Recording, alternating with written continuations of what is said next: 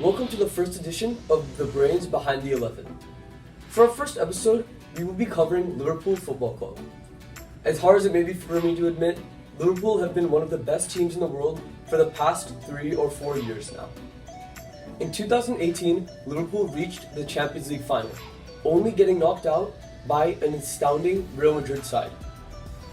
After this disappointment, they did not give up, and in the 2018-19 season, they were able to beat Tottenham Hotspur in the Champions League final, finally getting their 6th ever European title. They didn't stop there though. In the 2019-20 season in the Premier League, they were able to win their first ever title in 30 years in incredible fashion. Interestingly though, this season has shown a major collapse of this once incredible Liverpool side. They have struggled in about every aspect this season, from the League Cup to the Champions League. What is the reason for this? Many attribute it to the incredible injury list that Liverpool have accumulated. But I would like to dive deeper into the reasons why Liverpool were once the most successful team in England for the past 2 years and are now struggling to even play against the most basic sides. Welcome to the Brains Behind the 11. In an attacking sense, Jurgen Klopp employs his fullbacks, right back Trent Alexander-Arnold and left back Andrew Robertson, as sources of the attack. Trent pushes up to the side with Mohamed Salah, while Robertson pushes up to the left flank with Sadio Mane. They act as creative players, willing to cross into the box and make switches to make things happen. Due to the fullbacks pushing forward, wingers Mohamed Salah and Sadio Mane can act to overload the box and act as second and third strikers to their partner Roberto Firmino. Mohamed Salah and Sadio Mane have pushed into the box. Roberto Firmino, Liverpool striker, can push back into his preferred central attacking midfield role. Rather than getting goals or assists, he would rather dictate the play and make the passes that lead to the goals in this position in midfield. One flaw in this formation in this system that Liverpool have, yet take care of perfectly, is the fact that it leaves the defense exposed.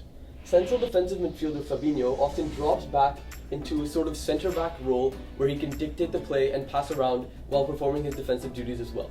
In case of an attack, centre-backs Virgil van Dijk and Joe Gomez can cover defensively for their attacking fullbacks.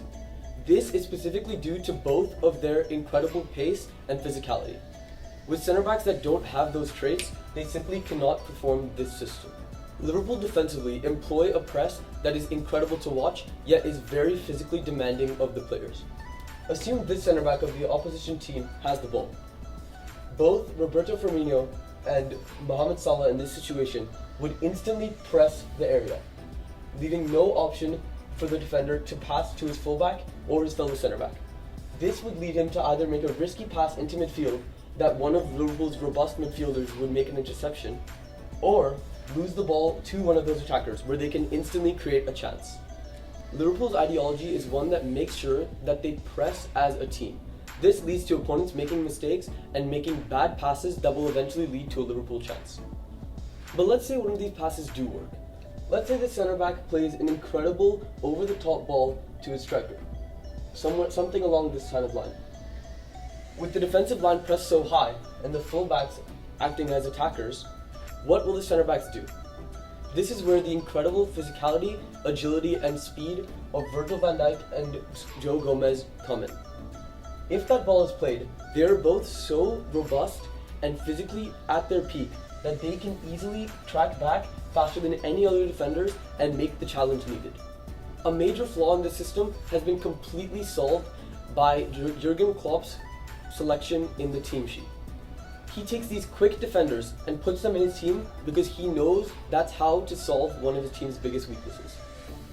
So now, if Klopp's system is so brilliantly and perfectly put together, why are they doing so badly this season? Well, the simple answer is injuries. Both Virgil van Dijk and Joe Gomez, Liverpool's starting centre-backs, were injured at the very early stages of the season. They were integral parts of Liverpool's system, having the physicality and the pace to be able to cover for the attacking fullbacks. But now that they're injured, they have had to be replaced by multiple different players. Players such as Ozan Kabak, Nat Phillips, and even midfield general Jordan Henderson have had to step in the centre-back role. None of these players are nearly as fast as the two priority centre-backs. This means that they cannot play this exact same system. Liverpool's attack have suffered because Trent Alexander-Arnold and Andrew Robertson have not been able to be as present as they were before. This leads to Mohamed Salah, Sadio Mane, and Roberto Firmino suffering in the amount of service that they're getting. This also leaves Liverpool exposed defensively, because if the two fullbacks push up and try to create chances, that leaves their two not as fast as before centre backs exposed. Now, this long ball becomes so much more dangerous to the Liverpool backline. So what is the real thing that I'm trying to tell you guys? Systems are made to fit players. Without the certain player profile, systems cannot work. Without centre backs as fast as Virgil van Dijk and Joe Gomez, Jurgen Klopp's system has been rendered completely useless due to its defensive and offensive frailties. Systems need to be picked on a certain profile of players, and it cannot be maintained if those profiles are not in the team. So, a once brilliant system used by Liverpool in the last 2 years, where they won the Champions League and the Premier League, had been rendered incredibly inefficient due to the injuries that they have had. One can blame the recent success on those injuries solely, but it also needs to be pinned on the manager for not changing his tactics and making it fit the current player profile that he has. This is the problem with being over-dependent on a certain system.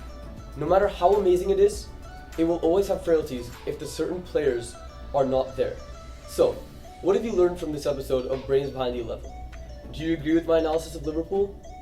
Do you think that it is simply the injuries and not Jurgen Klopp's tactics and his inability to change that have led to their struggles this season?